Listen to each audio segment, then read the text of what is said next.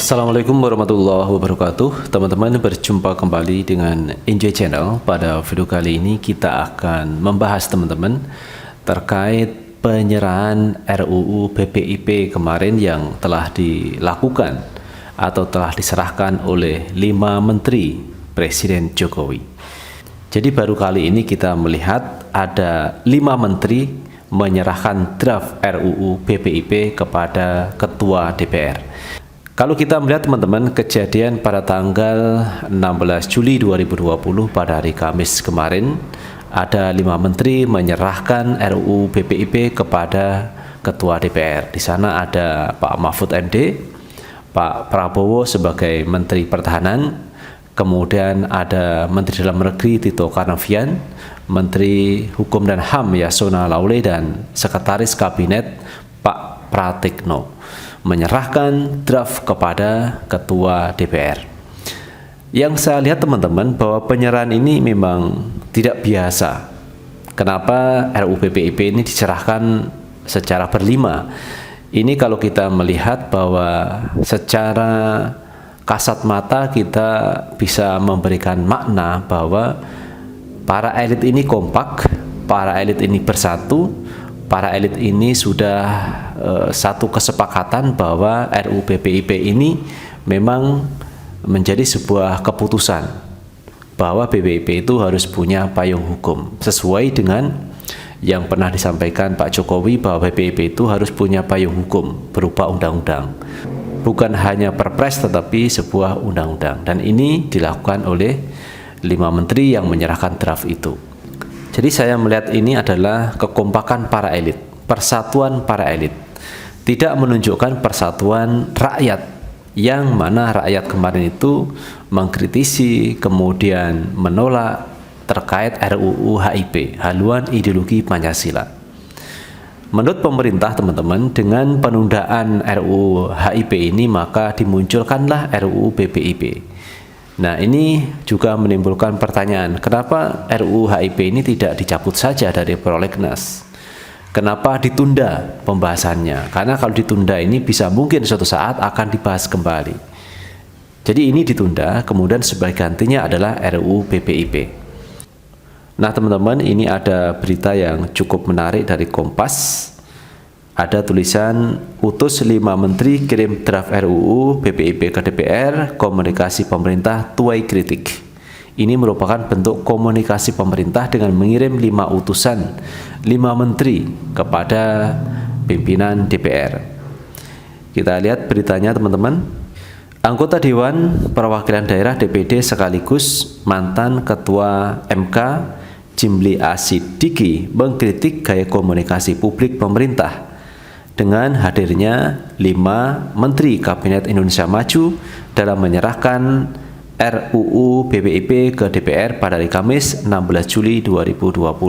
Jadi ini kritikan dari anggota DPD sekaligus mantan dari Ketua MK Pak Jimli Asidiki terkait komunikasi publik yang ditampilkan ke rakyat dengan mengirim 5 menterinya. Jimli memahami kehadiran para menteri tersebut menggambarkan semua pihak mendukung RUU BPIP serta menjalin kerukunan di tengah masyarakat. Namun langkah tersebut, kata dia, kurang tepat dilakukan. Jadi menggambarkan kehadiran para menteri itu adalah kekompakan, persatuan.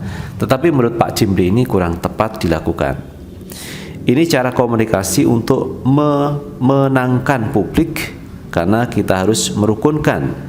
Jangan diteruskan ini polarisasi.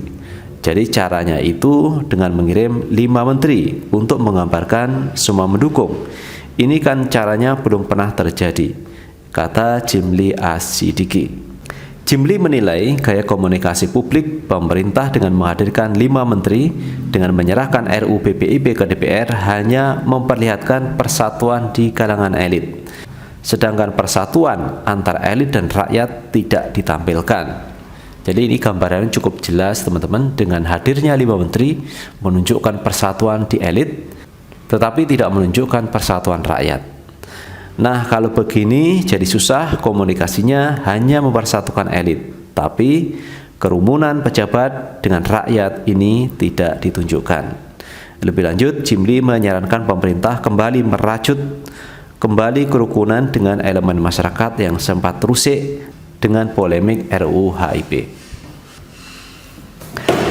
Jadi itu teman-teman kritikan yang disampaikan oleh Pak Jimli Asidiki terkait penyerahan rancangan undang-undang BPIP ke DPR, yang mana ini menunjukkan persatuan elit tetapi tidak menunjukkan persatuan rakyat. Kenapa yang menyerahkan itu kok tidak satu orang saja? Kenapa harus 5? Ini juga pertanyaan. Kenapa harus 5? Padahal satu orang saja cukup kalau untuk menyerahkan RUU BPIP ke DPR.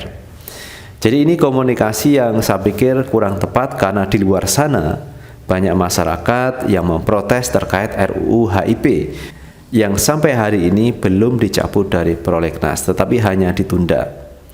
Dan menurut Puan Maharani teman-teman, substansi RUU HIP dengan RUU BPIP itu berbeda. Kalau RUU HIP itu di sana tidak dicantumkan tentang TAP MPRS nomor 25 tahun 1966 tentang larangan komunisme, marxisme, leninisme, tetapi di RUU BPIP itu dicantumkan TAP MPRS nomor 25 tahun 1966 terkait pelarangan komunisme, marxisme, dan leninisme. Itu ada di RUU BPIP. Dan RUU BPIP itu mengatur tentang tugas, fungsi, wewenang, dan struktur kelembagaan BPIP itu sendiri. Jadi ini berbeda. Tetapi teman-teman, walaupun berbeda, kenapa RUU HIP itu tidak cabut? Ini juga menjadi pertanyaan publik. Karena di luar sana, sampai hari Kamis kemarin itu masih ada unjuk rasa terkait penolakan RUU HIP. Ini teman-teman yang menjadi pertanyaan publik yang seharusnya pemerintah jawab. Menjawab dari aksi massa yang menolak terkait RUU HIP. Sampai hari ini pun belum dijawab terkait pencabutan RUU HIP dari prolegnas. Belum ada jawaban. Yang ada hanyalah penundaan pembahasan RUU HIP yang diganti menjadi RUU BPIP. Ini yang menjadi pertanyaan publik, kenapa seperti itu?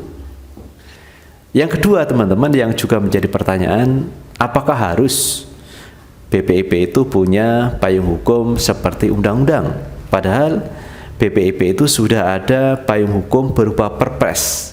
Jadi peraturan presiden yang mengatur terkait kewenangan dari BPIP.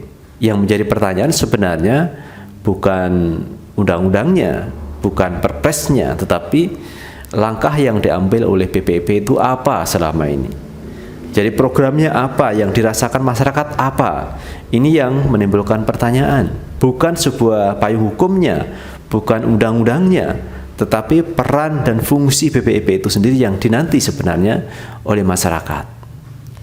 Padahal kalau kita lihat yang personalia atau yang mengisi jabatan BPIP itu adalah orang-orang yang menurut saya juga orang-orang yang populer seperti Megawati. Ini juga ada di sana.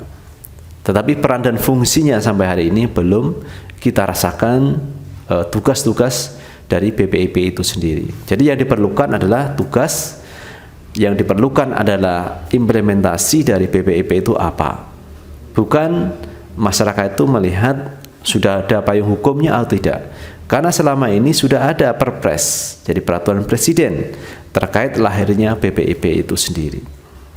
Jadi ini teman-teman yang perlu menjadi perhatian pemerintah terkait BPIP itu sendiri. Kenapa harus sampai ada undang-undang, padahal Perpres sudah ada yang mengatur terkait BPIP itu sendiri. Itu teman-teman yang kita bisa bahas hari ini terkait komunikasi publik yang ditampilkan oleh para menteri.